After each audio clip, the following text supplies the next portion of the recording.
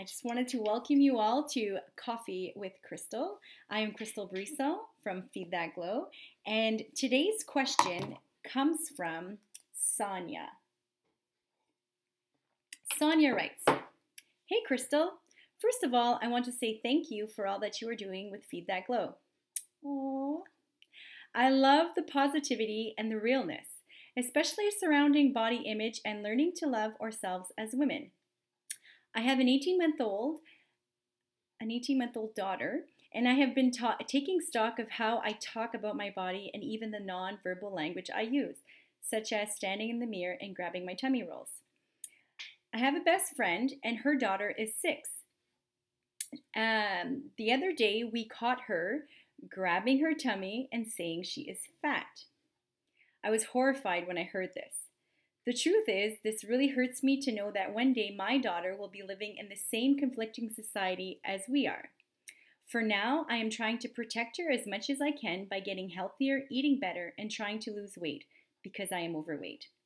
This is a struggle as most days I feel lazy and gross. However, I know that she needs to be my reason. My question is, what else can I do? Sonia."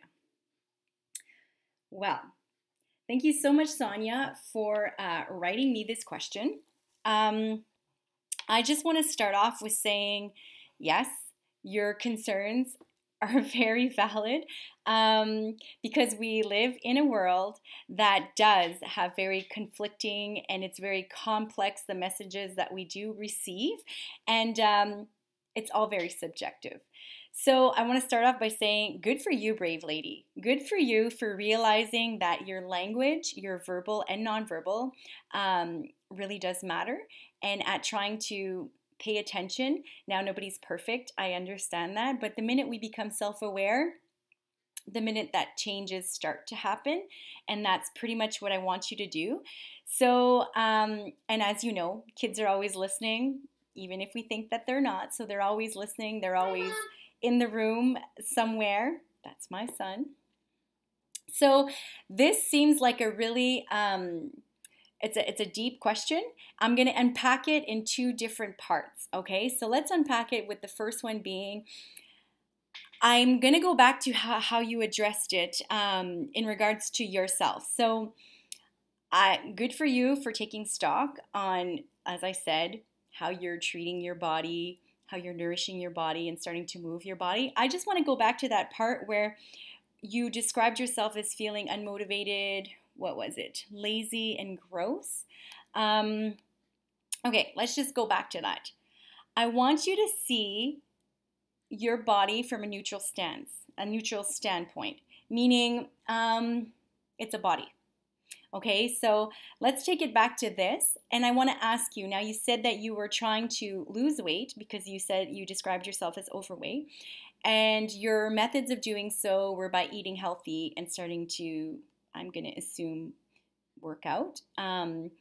So let me just ask you, from this standpoint, what is your driving factor behind this?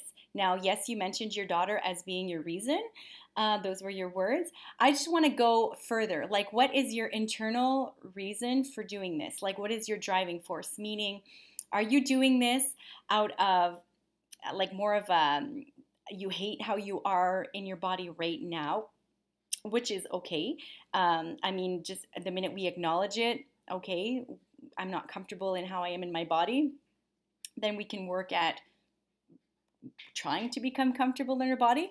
And yes, this, happens sometimes when we start to pay attention to what we're eating, how we're moving, the people that we associate ourselves with, because yes, like if we're in more of a negative environment, that does have an effect on our overall well-being as well.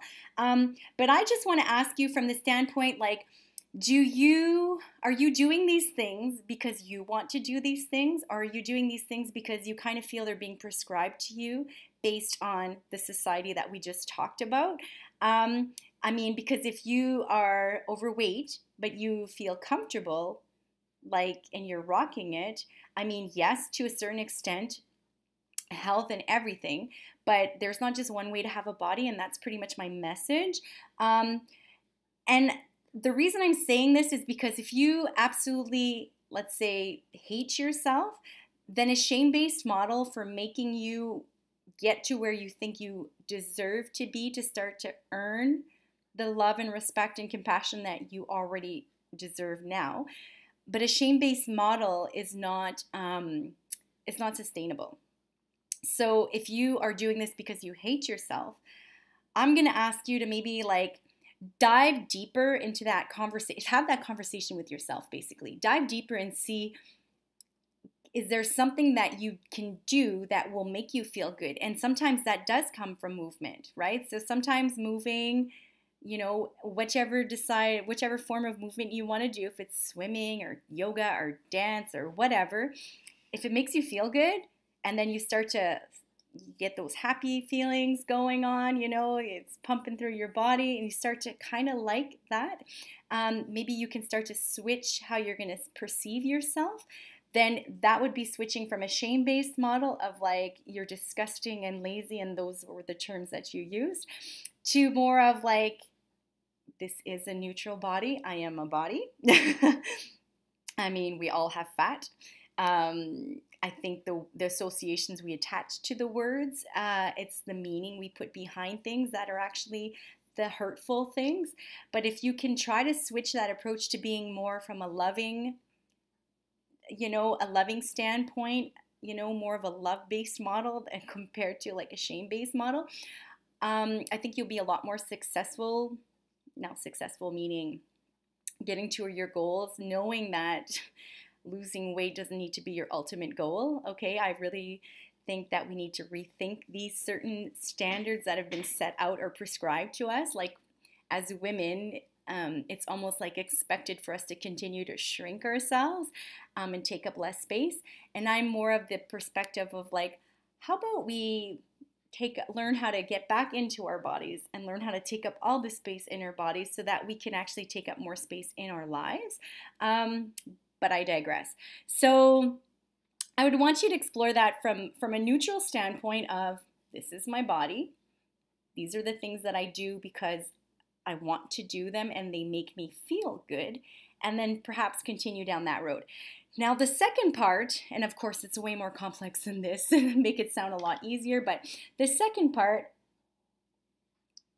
when we get to talking with children. Now, listen, little girls as of age 6 are starting to notice that maybe there's something wrong with me. And that's unfortunate, but it's the reality of what we're living right now. The stats are super high for little girls as of age 6 who start to like notice things about themselves and they think that something's wrong with their body. And then of course it just progresses, right? So then you have little girls that as about age 11-ish, they have their biggest fear is gaining weight.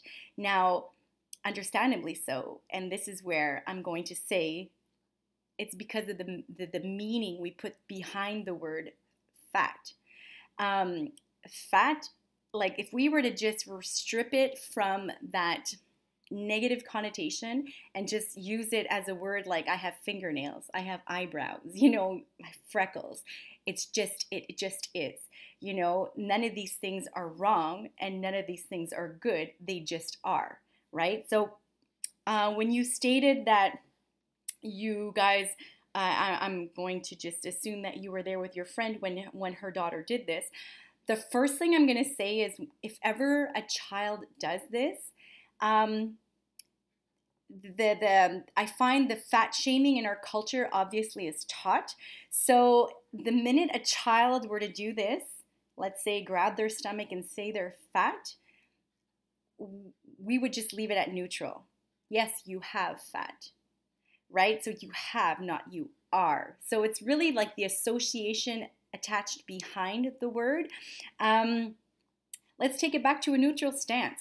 Like the fat shaming that we have in our culture is really unfortunate, but again, it's all based on the meaning we put behind the word fat. So if we were to just view it from a neutral standpoint, we all have fat.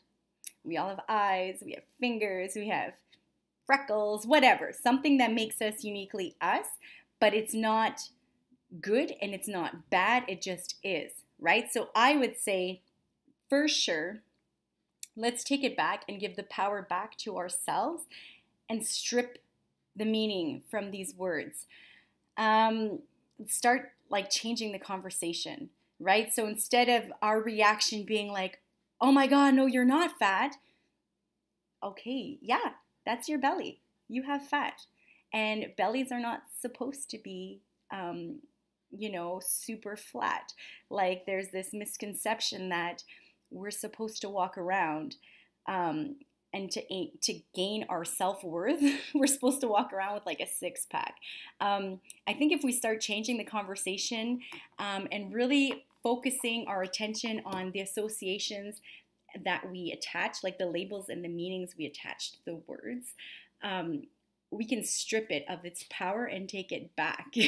So it's about really changing the conversation. And taking it more from like taking it away from the shame-based culture, the shame-based model, and applying it more to like an empowering, a more positive, a different dynamic. And guaranteed, if we were to do these things little by little, slowly, all of a sudden, we may be able to see a different trend coming. It's obviously more than just love your curves. It goes deeper. So I would just say, start with what you're doing. You asked what else you can do. I would just say, have those honest conversations with your daughter. Have those honest conversations with yourself. Have those honest conversations with the other females in your life, okay? Fat is not bad, okay? Medically, we know that obesity could be. We know this. But I find if we're going to try to repair anything, it's not working using the shame-based model. So basically, let's take back our power and just bring it back to a neutral stance and start over. So that's it for today. If you have any extra questions or, maybe you want to share some different insights, I love hearing other opinions. That's fabulous. You can just email me. The link will be below. And I'll be back next week for another Conversations with Crystal and Cafe. All right, so feed your body, feed your mind, feed that glow. Peace, love.